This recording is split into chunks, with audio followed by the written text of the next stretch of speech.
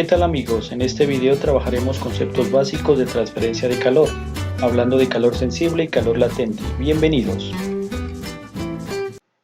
Para tener claros los conceptos de calor sensible y calor latente, primero debemos hacernos la pregunta de ¿qué es el calor? En física, el calor se define como energía en tránsito. Y si recordamos los tipos de energía que conocemos, podemos recordar la energía potencial, que es la energía que tiene un cuerpo debido a su posición, recordando que la energía potencial es igual a la masa por la gravedad por la altura.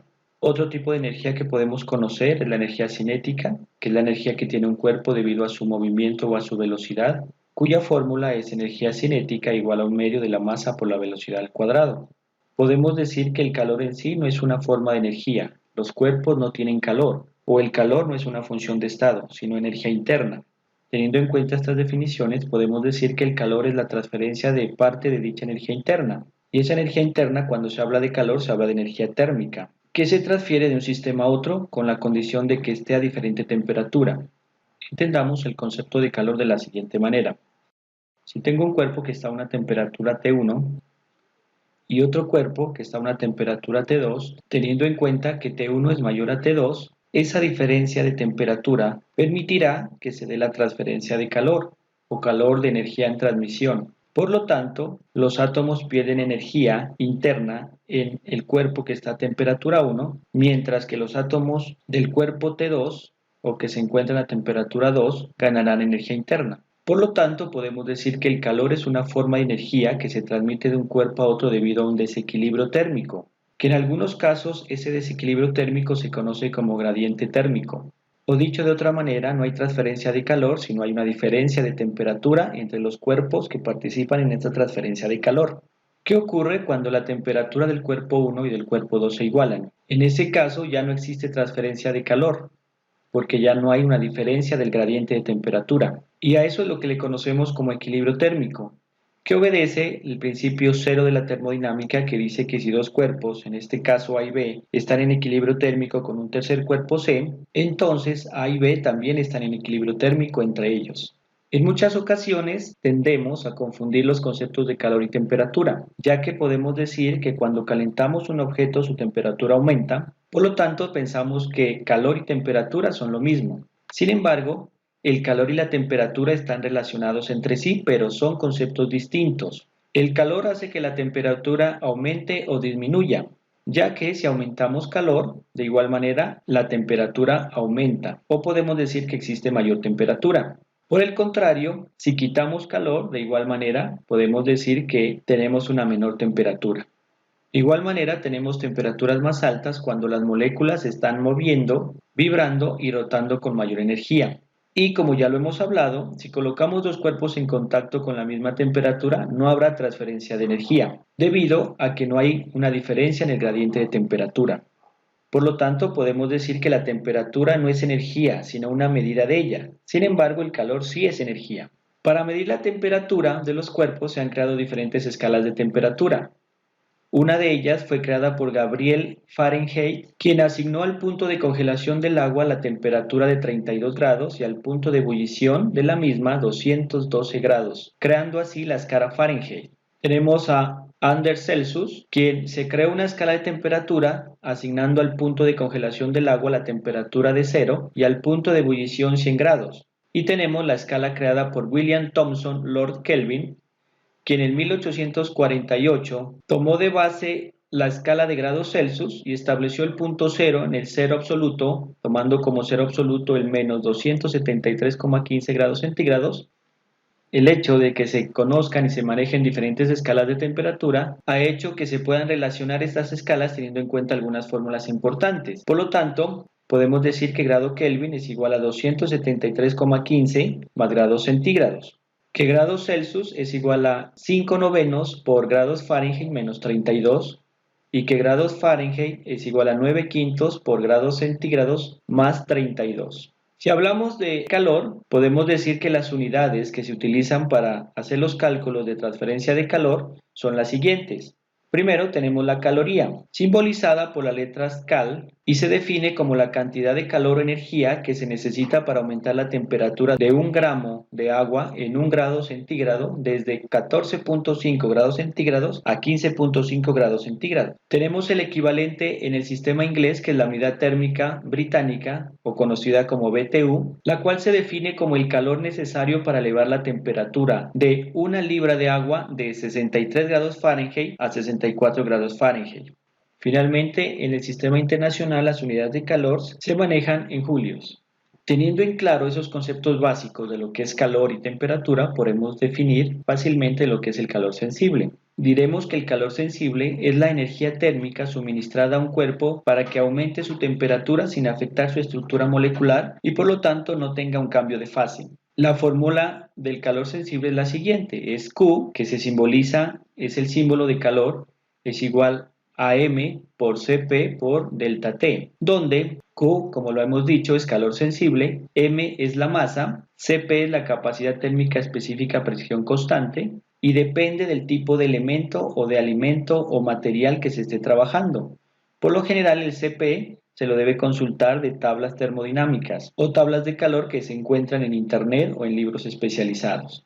Y tenemos un delta de temperatura que es igual a la temperatura final menos la temperatura inicial. El calor latente, de igual manera, es la cantidad de energía suministrada a un cuerpo para cambiar su fase. En este caso podemos hablar que de sólido pasaría a líquido o de líquido a vapor, o también aplica para cambios de estado que se presenten al contrario. Estoy hablando de que de vapor pase a líquido o de líquido a sólido. En el calor latente se presenta el cambio de fase, pero no se presenta un aumento de temperatura. La fórmula del calor latente es igual a Q, que es igual a masa por lambda, donde Q es igual a calor latente, M es la masa y lambda es el calor latente de la sustancia, que de igual manera puede ser consultada, igual que el Cp, en tablas termodinámicas o tablas de calor en internet o en libros especializados. Vamos a hacer un ejemplo de la aplicación de calor sensible y calor latente. Para esto vamos a calcular el calor necesario para transformar 1 kilogramo de hielo que se encuentra a una temperatura inicial de menos 30 grados centígrados y lo vamos a llevar hasta convertirlo en vapor a 120 grados centígrados. En este tipo de ejercicios es importante que realicemos una gráfica para tener en cuenta de esta manera gráfica los cambios de calor sensible y calor latente, o tener una descripción gráfica que me pueda ayudar para los cálculos que debo hacer. En este caso he dibujado en el eje X la medición de calor en julios y en el eje Y voy a considerar la temperatura en grados centígrados. Y he marcado las temperaturas más importantes donde el hielo se calentará por medio del calor sensible, cambiará de estado utilizando el calor latente. Si analizo el tramo A, donde tengo hielo, simplemente que se va a calentar, ese aumento de calor lo calcularía utilizando calor sensible, donde calor 1 es igual a la masa por el Cp del hielo por la variación de temperatura, recordemos que es temperatura final menos temperatura inicial. Reemplazando la fórmula, yo diría que Q1 es igual a 1 kilogramo de hielo que se está calentando por el Cp del hielo consultado en tabla, sería 2090 julios sobre kilogramo grado centígrado, por la temperatura final. Si ustedes miran el tramo A, se van a dar cuenta que el hielo llegará a temperatura final de 0 grados centígrados y su temperatura inicial fue menos 30 grados centígrados. Haciendo esos cálculos matemáticos, Q1 me daría igual a 62.700 julios, que sería el calor sensible necesario para calentar el hielo desde menos 30 grados centígrados hasta 0 grados centígrados. En el tramo B podemos apreciar que empieza a haber una conversión de ese hielo a agua, o empieza a haber un cambio de estado, donde el hielo se va a transformar finalmente en agua. Para encontrar el calor necesario para que se dé ese cambio de estado, hablaremos del calor latente, donde Q2 es igual a la masa por lambda de fusión. Lambda de fusión lo encontramos en tablas y sería igual al calor latente necesario para que el hielo se transforme en agua. Reemplazando, Q2 sería igual a la masa, que en este caso sería 1 kilogramo, por lambda de fusión, que es 3,33 por 10 a la 5 julios sobre kilogramo. Realizando la operación matemática, Q2 sería igual a 333.000 julios. O sea, dicho de otra manera, sería el calor necesario para que haya un cambio de estado del hielo al agua en ese punto B o en ese tramo B. Si continuamos el calentamiento de esa agua prácticamente hasta los 100 grados centígrados, donde habría otra vez cambio de estado, solo analizamos el punto C o el tramo C donde hay calentamiento, podemos volver a utilizar la fórmula de calor sensible diciendo que Q3 es igual a la masa por el Cp del agua, porque ya estamos hablando de agua líquida que se está calentando, por la temperatura final menos la temperatura inicial. Reemplazando, Q3 sería igual a la masa, que sigue siendo 1 kilogramo, por el Cp del agua, que sería 4186 julios sobre kilogramo grado centígrado, por la temperatura final, que en este caso, según la gráfica, sería 100 grados centígrados, menos la temperatura inicial, que tenemos 0 grados centígrados. Realizando la parte matemática, podemos decir que Q3 es igual a 418.600 julios, que sería el calor necesario para calentar esa agua de 0 grados centígrados a 100 grados centígrados. Recordemos que en el tramo D, nuevamente las moléculas del agua van a empezar a cambiar de estado, en este caso van a cambiar a fase de vapor, por lo tanto en el punto D tenemos agua más vapor, y nuevamente podemos aplicar la fórmula de calor latente. Diríamos que Q4 sería igual a la masa por lambda de vaporización, porque repito, está cambiando al estado de vapor, entonces utilizamos lambda de vaporización. Reemplazando, Q4 sería igual a la masa, que es 1 kilogramo, por lambda de vaporización, que sería 2,26 por 10 a la 6 julios sobre kilogramo. Resolviendo, esto me daría que Q4 es igual a 2.260.000 julios, que sería la energía o el calor necesario para transformar esa agua caliente a vapor. Finalmente, analizando el tramo E, donde vamos a calentar el vapor que se ha generado hasta los 120 grados centígrados, por lo tanto, como no hay cambio de fase, simplemente voy a calentar, utilizaría nuevamente la fórmula de calor sensible diciendo que Q5 es igual a la masa por el Cp del vapor por la temperatura final menos la temperatura inicial. Reemplazando, diría que Q5 es igual a la masa, que es 1 kilogramo, por el Cp del vapor, que sería 2010 julios sobre kilogramo grado centígrado, por la temperatura final, que en este caso es 120 grados centígrados, menos la temperatura inicial, que serían 100 grados centígrados, teniendo como resultado 40.200 julios, que sería el calor necesario para calentar ese kilogramo de vapor de agua desde 100 grados a 120 grados centígrados.